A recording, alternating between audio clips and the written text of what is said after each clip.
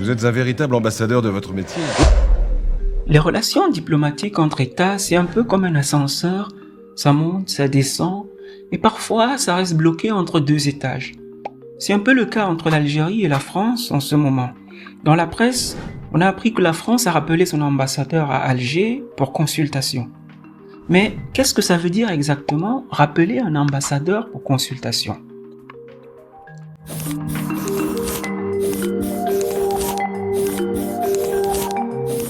Rappeler un ambassadeur pour consultation, c'est un geste très codé de la diplomatie.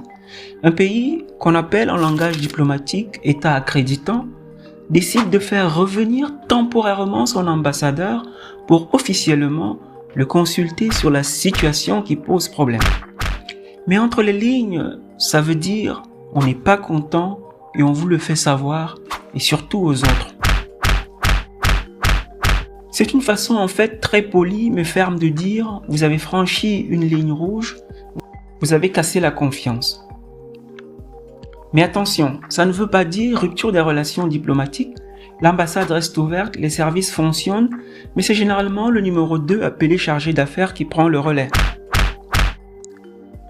Pour l'État qui rappelle, c'est un acte politique, unilatéral et souverain, une façon de marquer publiquement son désaccord.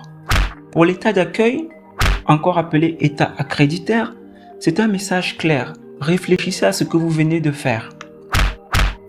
Bref, c'est une sorte de mise en garde diplomatique, un coup de pression en douceur.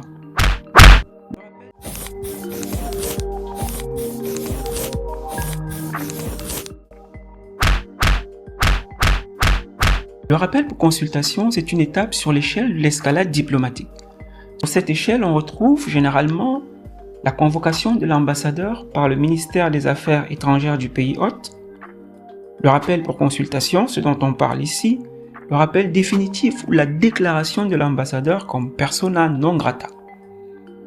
Comprenez un indésirable. En haut de l'échelle, on a finalement la fermeture de l'ambassade. Mais même la fermeture d'une ambassade n'est pas forcément synonyme de rupture totale des relations entre deux pays.